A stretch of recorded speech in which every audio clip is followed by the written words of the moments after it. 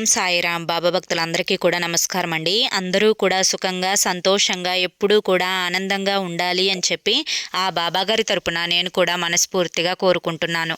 ఈరోజు బాబాగారు అందించే సందేశం ఏంటి అంటే కనుక, తల్లి ఇదే నీకు చివరి అవకాశం, దయచేసి ఈ అవకాశాన్ని మాత్రం నువ్వు అస్సలు చేజార్చుకోవద్దు.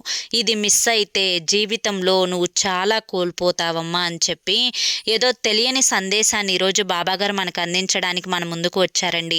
మరి బాబాగారు ఏ సందేశం అందించినా కూడా అది మన భవిష్యత్తుకు పునాది అని చెప్పి మనందరికీ కూడా తెలిసిన విషయమే కదా.